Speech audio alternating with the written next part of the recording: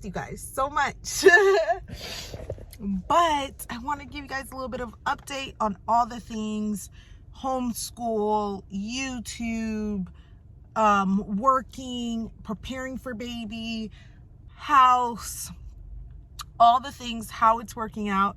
Spoiler alert, it's not. It is not working out.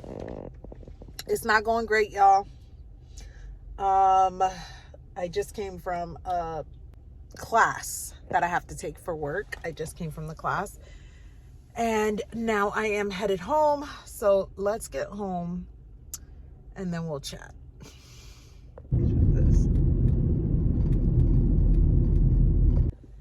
All right, so hopefully this lighting's not too crazy. But I am just getting home.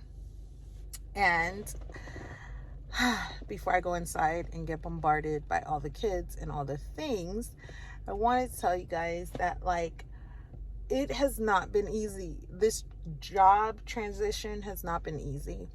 It 100% is a blessing and a God thing that I got this job, but just the balancing of schedules and looking at how we're going to approach homeschool now, and looking at how we're going to maintain our home, how my kids, because even though my schedule might fluctuate with work, I want my kids to have like a pretty much set schedule at home in which it's not constantly changing, even though the person that's watching them might change, but their schedule is not constantly changing. I have been so blessed to have a job that is not only part-time, but then my days don't fluctuate. I'm able to have a set day, one day during the week that I work, and a set day on the weekend that I work. I work every Saturday. And so because of that, I've been able to have a sitter come on the day of the week that I work every single time, which is such a blessing, because then I can just have a sitter schedule. So that's one schedule that I need to create, or that I've created. And then I needed to have a schedule for daddy, because he watches the kids on Saturday. But what I've had to do is, because I've lost a day during the week, I have now had to add school on Saturday as well. So our schedule pretty much looks like I work one day during the week. We don't school on Sundays. And then Saturdays, daddy's doing school. And then I have one day during the week, which is all of our appointments, our physical therapy, speech therapy, the OB appointments for the baby, chiropractor, whatever we may need, it's our appointment day. So then that leaves me with 3 days that we can have full homeschool days. And so that has helped to make sure that we can have like really good structured homeschool days. But with having a middle schooler and a third grader, 3 days is not enough. And so even though one day I'm not there and the sitter is there, my older kids still do school. Even my younger kids do school, but it's like a fun, light school that they do with the sitter. And then with daddy, everybody does school. So daddy's just my substitute teacher. So I pretty much have had to come up with substitute teacher plans, as well as our new homeschool plans, as well as sitter plans and all the things. I've had to condense cleaning because I don't want to have to clean on Sundays. I really want to observe that as a Sabbath and rest on that day. And so I've had to come up with a new cleaning schedule on the 3 days that I'm off, and then the day that daddy's home. So we really have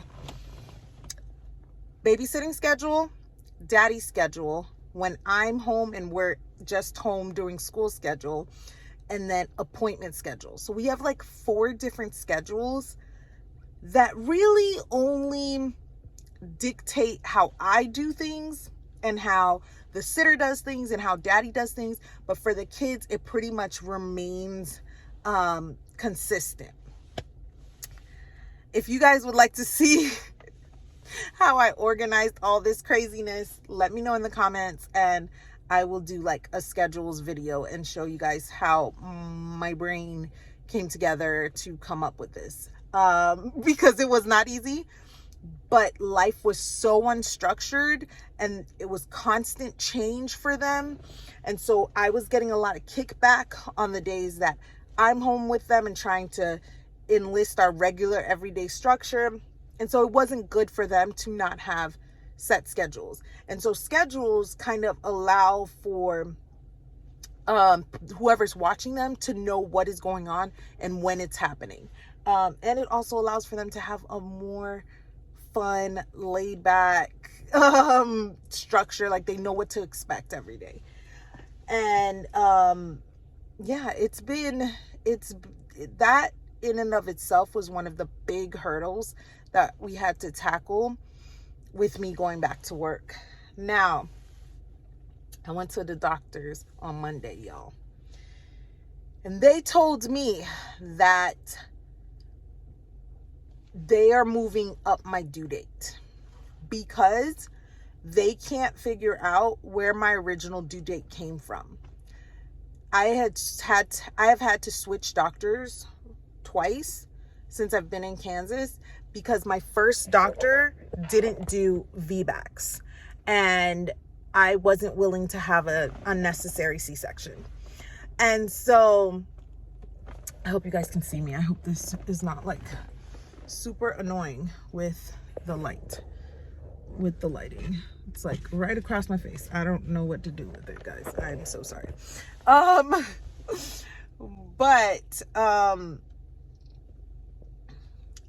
what was I saying? I have had to switch doctors. And so my second doctor, the doctor that's going to deliver my baby, is now looking at my stuff. And she's like, I can't figure out why your due date is this day. Like, it makes no sense. And so she's like, we have to go based off of your first ultrasound when you were 6 weeks and like 2 days. We have to go based off of that ultrasound because we don't want your uterus or your placenta to be aged and the baby to not be receiving enough nutrients from the placenta. And we're not aware because we're not doing NST testing and stuff like that. So all that to say, I lost a whole week, y'all. So I went into the doctor's appointment at 35 weeks pregnant and I came out 36 weeks pregnant. So I am trying to wrap my mind around that because that just puts a sense of urgency around getting prepped and ready to go for this baby. I didn't have any baby stuff to give from my last baby to this baby because I didn't bring anything with me and I'm a minimalist. And I was blessed with some things from the baby shower, thank God, but I'm still missing a ton of stuff. He ain't got no clothes. He doesn't have a car seat. Like, there is so many things that I am still missing, and I'm just trying to find time to focus on that. I'll miss all the other things that we're doing. I've had to change several of our curriculums to get curriculums that work better for working moms and that are able to be taught by other people. So I've had to change curriculums around. Let me know if you guys want to see the new curriculums that we're doing now. It's been a very interesting couple of weeks. But we had to find what works because what we were doing before works so well for if I'm home with the kiddos doing school.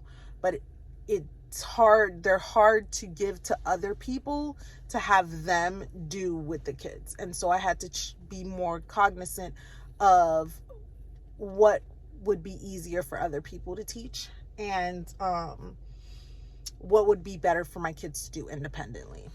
And so that's been a game changer as well. So it's been a lot. There's been a lot of changes, but I missed y'all so much. I missed talking to you guys. I missed just, I don't know, just like doing the tips and tricks and all the things. So I'm back. I don't know for how long because this baby coming. But I figure maternity leave is coming too, so I might be back, you know? There just might be a baby on my hip that I'm bouncing while I'm doing these videos. But anyways, don't forget to subscribe. It's about to get wild in here. And like I said, if you guys want to see any of those scheduling videos, how I'm doing them, any of the homeschool changes that we've implemented that work very well for working moms, and let me know how I'm prepping and praying for our sitter, because whenever we have our sitter, we do a huge prep. So if you want to see how we prep to just make things easier for her to navigate and make the day flow better, let me know. All the things. Anyways, until next time, y'all, let me go hug my babies. Bye.